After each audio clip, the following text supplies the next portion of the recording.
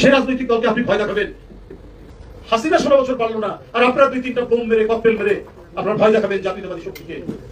আমি আবারও বলছি যে পানি ঘোলা করে কোনো লাভ নেই, পানি ঘোলা করলে আপনাদের লাভ হবে না। আমরা হয়তো কিছুদিনের জন্য আবার নিপীড়ন, নির্যাতন বা কোনো পরিস্থিতির মধ্যে, অশুভ পরিস্থিতির মধ্যে করতে পারি, কিন্তু জাতীয়তাবাদী শক্তিকে আপনি নিশ্চিহ্ন করে দিতে পারবেন না। বড় দলকে ছোট দলকে এটা বোঝা যাবে নির্বাচন যখন হবে তখন। কথা কি ঠিক? এ দেশে বড় দল ছিল মুসলিম লীগ। পুরো পাকিস্তান, পশ্চিম পাকিস্তান তারা বড় দল ছিল। তারা বহুদিন যুগের পর যুগ তারা রাষ্ট্র পরিচালনা করছে ভোট দিয়েই, নির্বাচনে পাস হয়ে। এখন মুসলিম লীগ বাংলাদেশে খুঁজে পাওয়া যাবে না। এরপরে বড় দল ছিল আওয়ামী লীগ, তারা তো পালে চলে গেছে দেশে। এটা মনে করার কোনো সুযোগ নাই তারা আসি আবার সরকার গঠন করবে, এই সুযোগ নাই। যখন তাদের সব ছিল তখন তারা টিকতে পারে নাই, থাকতে পারে নাই, দেশে থাকতে পারে নাই। এখন তাদের সব হারা। প্রধানমন্ত্রী পালিয়েছে, মন্ত্রী পরিষদ পালাই গেছে, সংসদ সদস্যরা পালাইছে, পুলিশ পালাই গেছে এবং ইমামরাও পালাই গেছে। এখন আবার জোড়া দিয়ে আসি বসে এই দেশের উপর শাসন করবে, ওটা সম্ভব হবে না। আগের বার 21 বছর লাগছে, এবার যুগ শেষ হয়ে গেল, কাজ হবে না ইনশাআল্লাহ। এত স্বাভাবিক না, টস করে ঢুকে যাবে, শর্ট করে ঢুকে যাবে, এরকম অনেক কথা আমরা শুনছি। আসলে এটা এত সহজ নয়। আমরা তো তাকে আনতে চাচ্ছি, কি কথা কি ঠিক কিনা? আমরা তো রেড অ্যালার্ট জারি করা হয়েছে, আনতে চাচ্ছি তাকে, এবং আনা হবে ইনশাআল্লাহ। বিচার শুরু হয়েছে, বিচার হবে। এই বিচার ছাড়া নির্বাচন হবে না। ডিসেম্বরের মধ্যে নির্বাচন, ফেব্রুয়ারির মধ্যে নির্বাচন, এপ্রিলের মধ্যে নির্বাচন, নির্বাচন আগে সব পরে না। আগে বিচার, পরে নির্বাচন। বিচার ছাড়া এদেশে কোনো নির্বাচন অনুষ্ঠিত হবে না। একটি দল তারা বলতেছে তারাই দেশে এখন বড় রাজনৈতিক দল, তারাই মেজরিটি পার্সেন্ট। তারা মনে করছে তারা ক্ষমতায় মসনদে বসে যাবে, এই জন্য মাঠে ময়দানে চাঁদাবাজি, দখলবাজি শুরু করেছে। তারাই ভাবছে তারাই বড় দল। 1971 সালের পূর্বে সবচেয়ে বড় দল ছিল মুসলিম লীগ। 5 আগস্টের পূর্বে সবচেয়ে বড় দল ছিল আওয়ামী লীগ। তারাও বলতো এই কথাটা যে আমরাই সবচেয়ে বড় দল, মেজরিটি পার্সেন্ট। কিন্তু তাদের পতন কিভাবে হয়েছে সেটা তো আপনারা জানেন। আর 5 আগস্টের পর আরেকটি দল এখন শুরু করেছে যে তারাই নাকি বড় দল। আসলে বড় দল কে সেটা নির্বাচন আসলে বোঝা যাবে। তো আসলে বড় বড় দলের পতন কিভাবে হয়েছিল সেটা একটু বিস্তারিত আজকের এই ভিডিও থেকে আপনারা শুনে যাবেন।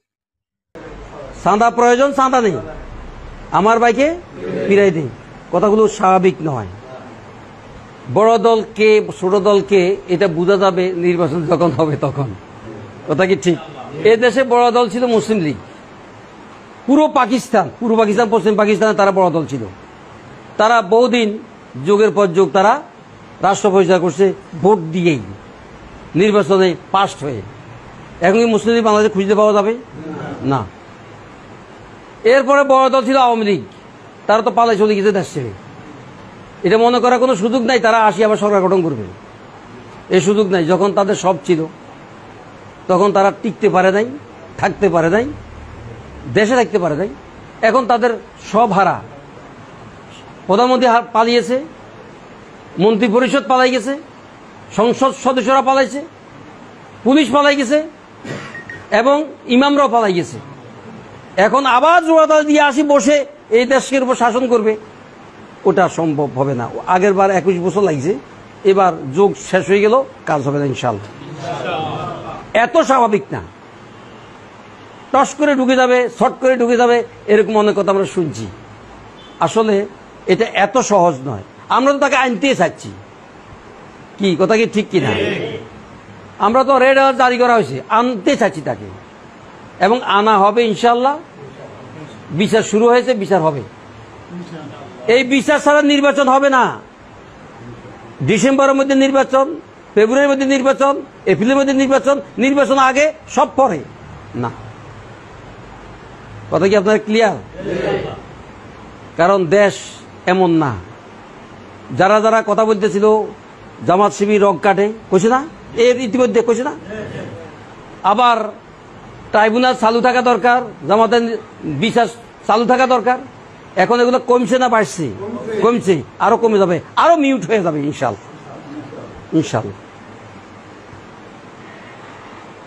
আপনাদেরকে একটা কথা বলি, সেটা হলো আমরা কোনো অন্যায় করব না নির্বাচন যখন হবে।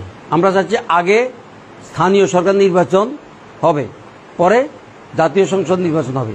কেন? স্থানীয় সরকার নির্বাচনের জন্য 3টা প্রধান কারণ। এক নম্বর হলো মানুষের দুর্ভোগ চলছে, ডেথ সার্টিফিকেট পাওয়া যাচ্ছে না, নিবন্ধন ফরম পূরণ করা যাচ্ছে না, মানুষ কাউকে পাচ্ছে না খুঁজি, কথা কি ঠিক কিনা? খুব বেশি প্রয়োজন এখন। এক, 2 নম্বরে এই দুর্ভোগ দূর করা দরকার। 2 নম্বর হলো স্থানীয় সরকার, তো সরকার পরিবর্তন হবে না, তো স্থানীয় সরকার দিলে বোঝা যাবে যে এই সরকারের নির্বাচন করার সক্ষমতা অর্জন হয়েছে কিনা, তারপর জাতীয় সংসদ আমরা বুঝুম নির্বাচন করা যাবে কিনা। সুতরাং এই দাবি পূরণ করতে হবে তাদেরকে, কি কথা কি ঠিক?